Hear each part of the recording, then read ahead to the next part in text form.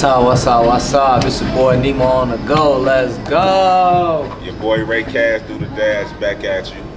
And I ain't shit yet, Cash. This the start for the moment, you feel me? This our future movie director. And you know what else you been working on, bro? Like tell us about yourself, man. Well, technically I wouldn't basically describe myself as a movie director because I write anime, I write books, I write movies. It's just, I write poetry. It's all just in the aspect of being a creator. So I don't really say I'm a movie director, I just say I'm a creator. Because it's like if I don't have something already written for it, I got something in the works for it. Like Tyler Perry without the wig and the dress on. Yeah, you know. Look, don't worry, I got something for him too. I'm currently working on this stage play that I'm trying to hopefully get finished by this year. But we see how that goes. What it's called? What it's about? It's called Broken Words. And it's about this family, specifically it's about the Gray family. After a family tragedy happened in their family, 2 years later, they all come back trying to rebuild from that. But just like with time, sometimes time heals some people, but for others, it does nothing at all. So it's more of a, I ain't gonna say a happy end story about a family that's trying to come together and rebuild themselves. But it's, I don't want to give too much on it. It's still in the work. It's still in the works. One thing about me is I don't really talk too much about it because I feel like if I talk about it, it won't happen. So I try to give as much as I can, but at the same time not give too much. But it most definitely is going to be our turn. So have you shot movies? Like have you been in the works of it?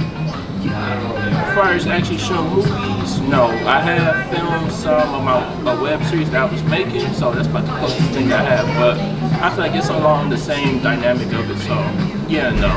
So how is that going?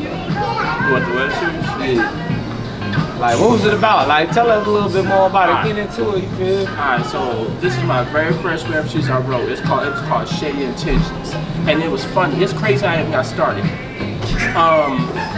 It got started way back when I was still in high school, but it was like building. So my cousin Jamal had this play. Shout out to Jamal wherever you are right now. But my cousin Jamal had this play. He was like, yeah, I wrote this play. I got my computer. I'm like, let me read your play. I used to always come over there, let me read your play.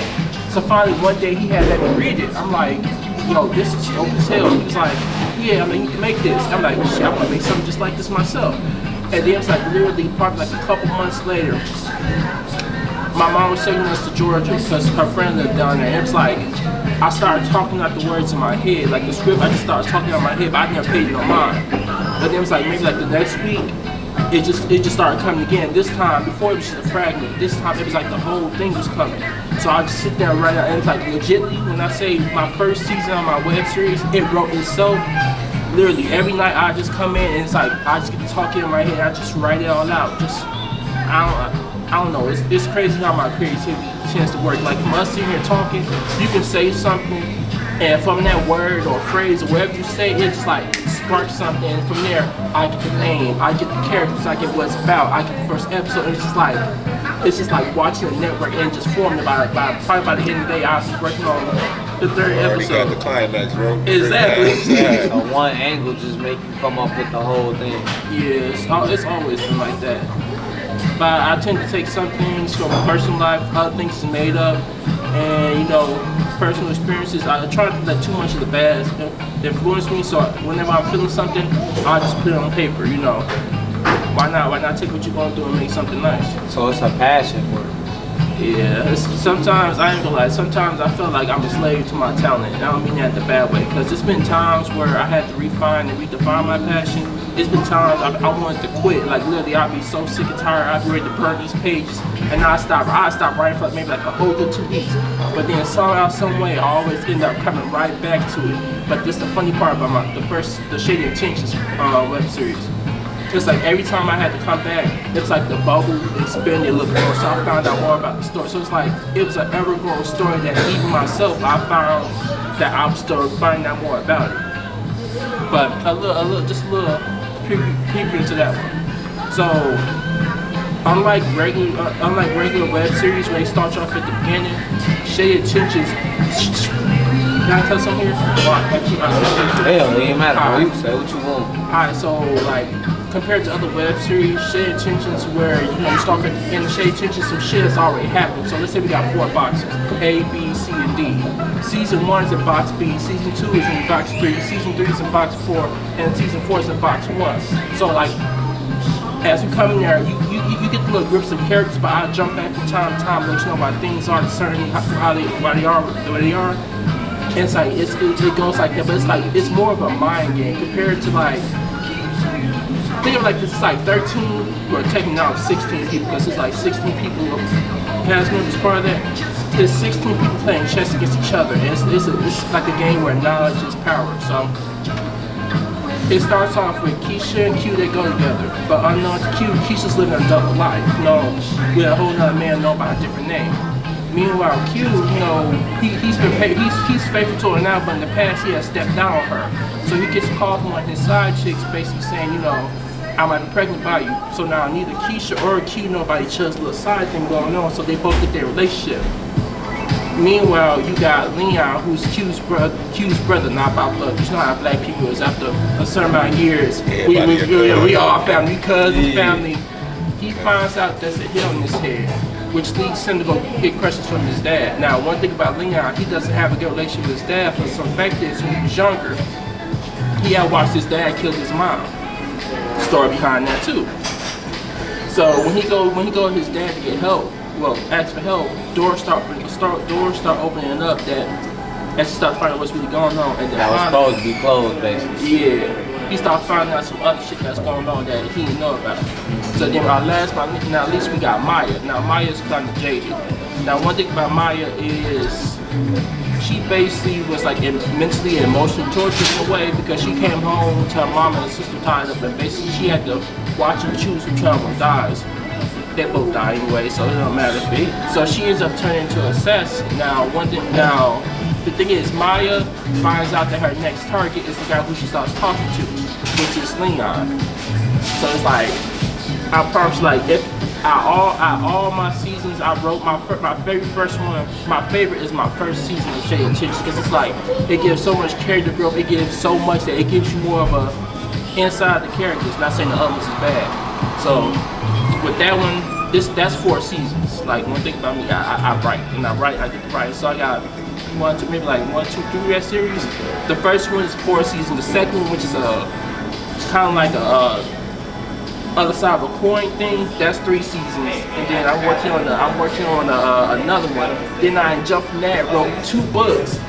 That's a prelude to the web series. They give you more insight on a certain person in the story, which tells you what's going on. Then I branched out, wrote another book, and then next thing you know, it's just like, okay, I think I'm done. Then before I know it, now I'm writing. Now I'm dabbling in the movie section, coming writing movies out. And it's just like I'm just kind of like. Basically, it was like the old show we used to watch, something like Degrassi, that they kept on jumping back and forth.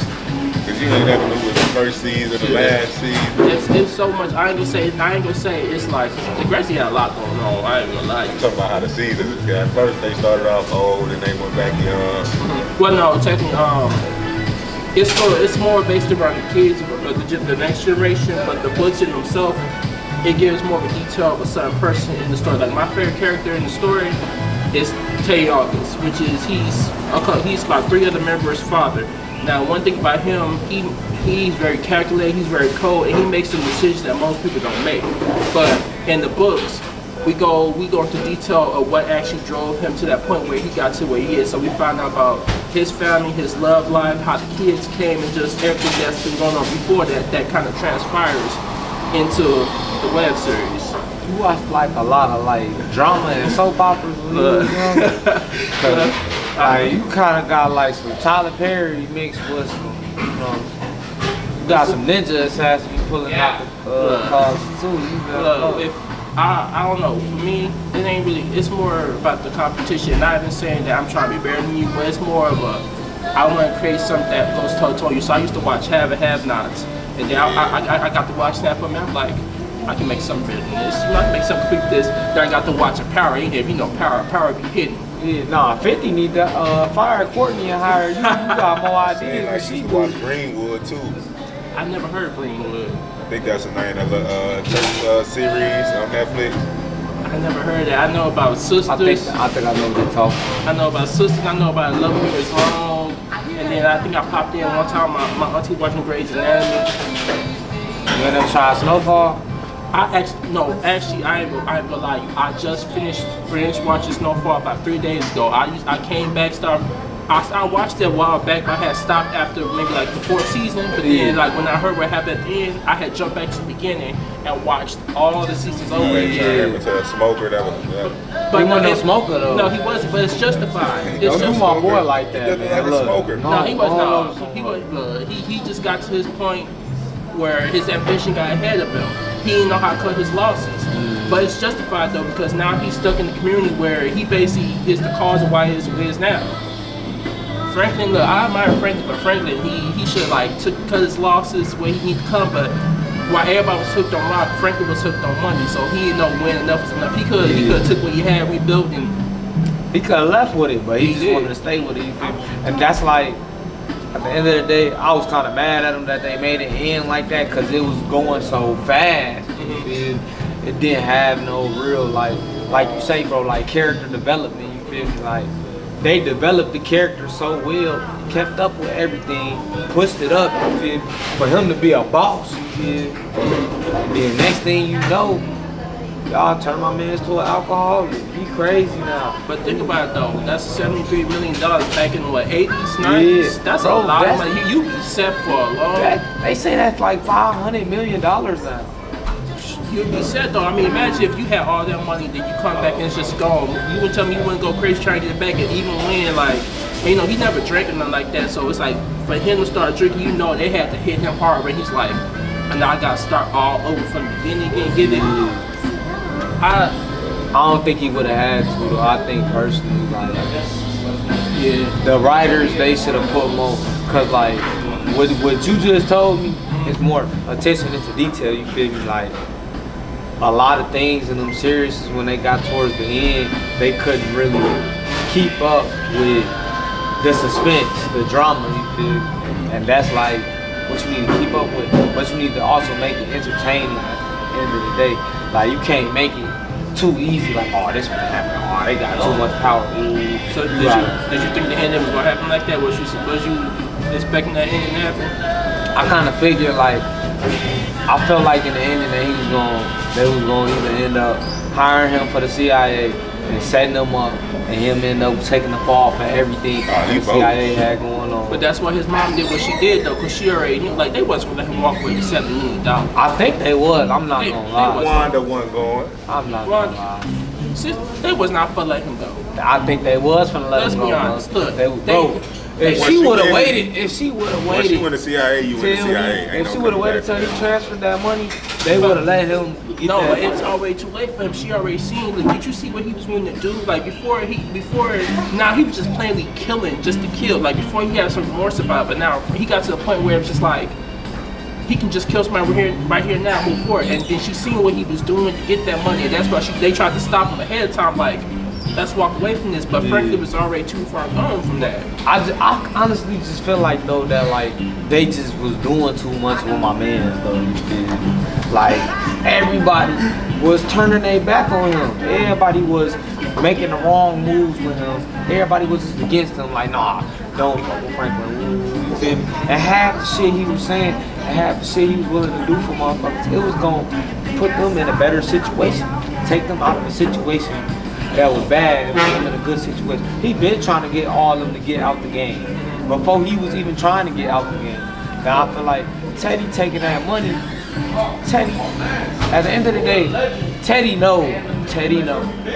He knew that as soon as he took that money and Franklin figured that out and knew about that, Franklin was gonna try to get his money back at whatever cost. You really thought that man was scared of you for the longest?